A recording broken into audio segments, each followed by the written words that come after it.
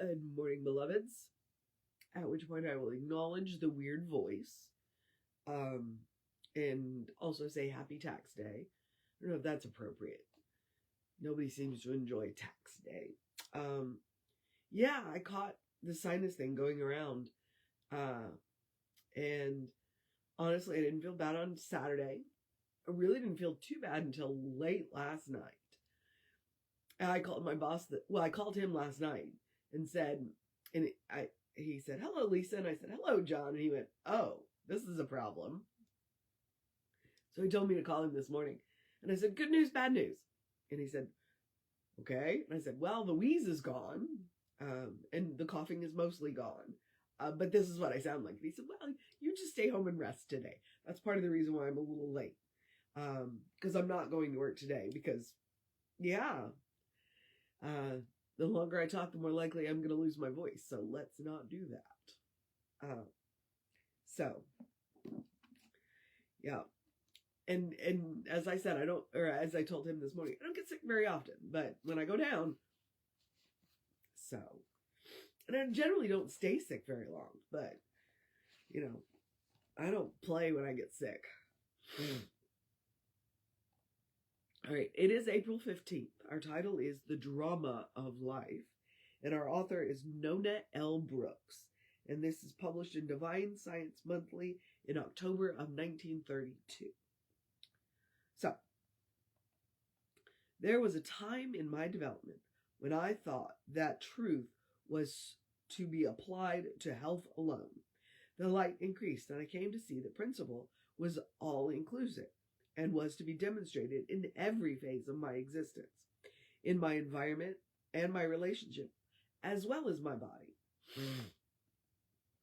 The light continued to expand, and I now realized that nothing was to be excluded from my consciousness. I have been denying certain external processes. They did not seem good to me, or they seemed not to be consistent with the fundamental principles that I had learned. So I said, "This is delusion. It does not exist in reality." Often, we form our decisions, even after very thorough study of advanced thought, from personal prejudices. In my childhood, I had been taught to reject evolution as a device of the devil's, a clever scheme to divert us from the true concept of the creative fiat of an all-powerful God. It took me some years to get over this view of this great life process. Then it began to dawn on me that evolution, with its evidence of law, order, and power, was God's method of creating a marvelous life process, not to be eliminated from our thought world, but to be understood and interpreted aright.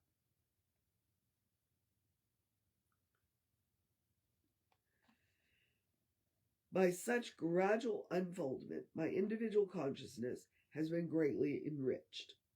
The universe in which I live is larger, more wonderful than I had conceived possible. The experiences of the day are much more significant and vital.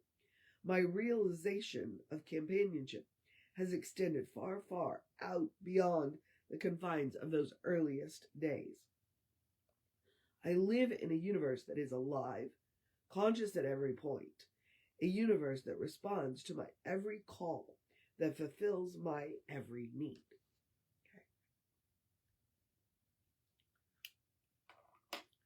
All right, I admit my mind's a little fuzzy, but I heard her say personal prejudices. And the funny thing about personal prejudices, we're often completely unaware of them until we're confronted by them. And there was an example that just popped right out of my head. But she gave you the example. She was taught to reject evolution. That's not a debate we're going to have on here. Whether you believe in evolution or not is of no consequence to me. But that was one of the things that I always found really interesting. It's like, because we don't know, in Genesis, it said God created the world in 7 days. Yeah, except what is the concept of a day to God? You know, there's an old joke where a man asks God, God, what is a penny? What is $1 million to you? And God's like a penny. And what is what is 100 years to you? And God's like a day, or whatever it was, or 1,000 years, or even a millennium. And then the guy says, and after asking, the series of questions, the guy says to God, okay, can I have a penny? And God says, in a moment. So, it's one of those things that, and I think one of the things that Nona was kind of leaning into was check your head. Like I said, a lot of prejudices we were taught them as children, and we are unaware that they are prejudices until we come up against them. There were things that used to surprise me, and now they don't anymore, because I'm like, well, why did that surprise me? Why am I surprised by this? I shouldn't be. And so it behooves us on a regular basis to go in and ask ourselves, well, why does that surprise me? Why shouldn't that be the norm,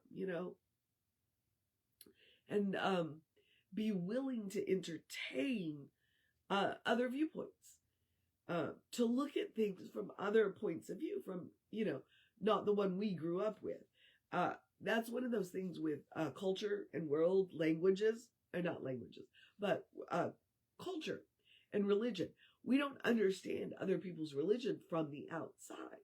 If we truly want to understand somebody's religion, then we need to talk to somebody who actually practices it. And we need to go and experience it. We need to go and immerse ourselves in it to truly understand their religion. All right?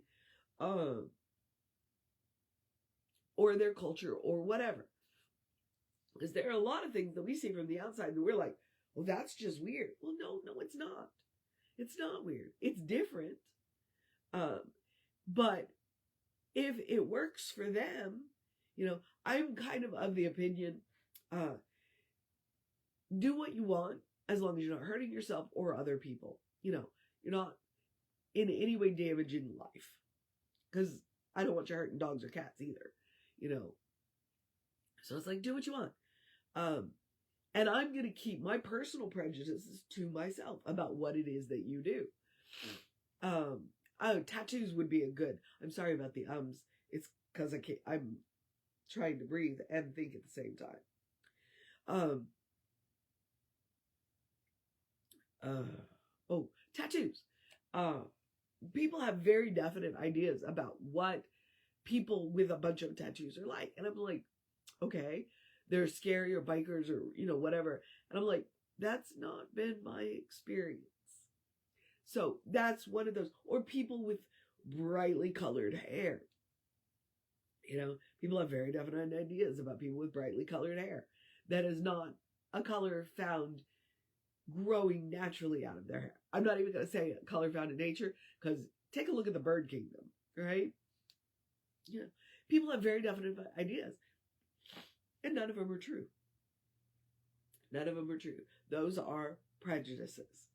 So, and it's a good idea for us to look at them and go, well, you know what? Maybe I need to look under the surface. And that's what Nona's talking about. Looking under the surface and expanding our worldview. And I appreciate that she started off going, you know what? At first, all I used this for was health. And then I expanded it out. And then I realized that it applied to everything in my life. And Science of Mind would say the same thing. Newsop would say the same thing. We start out by teaching you to treat for parking spaces. But that's just to get you an idea of how this works. In the end, you can apply this principle to absolutely anything. Now, because I can feel the end of my voice coming, so I'm gonna wrap this up. That's the point of daily spiritual practice. That is the point of the rhythm of daily prayer. Because if you're only praying when you need something, you're missing out on the best aspect of prayer, of treatment, of stepping consciously into that divine space, that consciously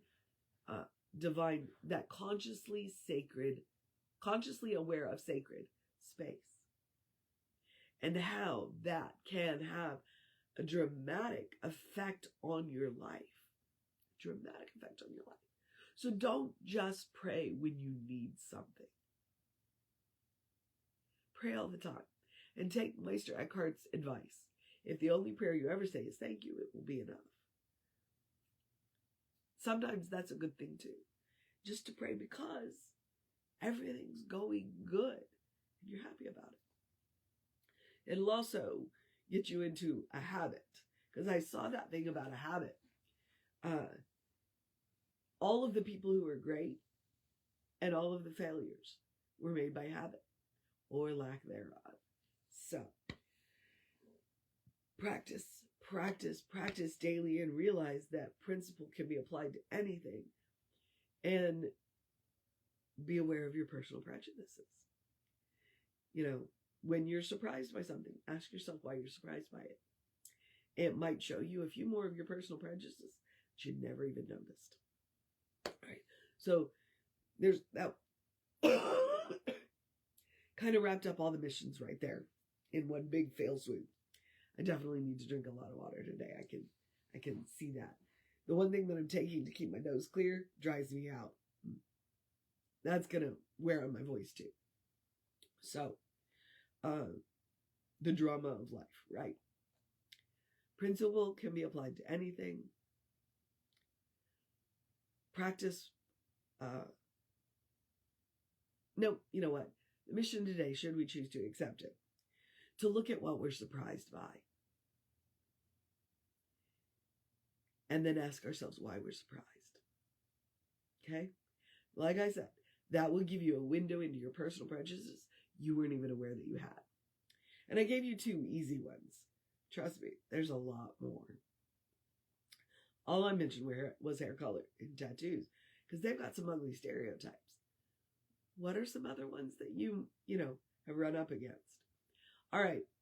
The other mission I'm going to give you is the same one I give you every day. Do something loving, do something kind, do something compassionate for yourself. And right now, the most loving, kind, and compassionate thing I can do for myself is to stop talking. Okay?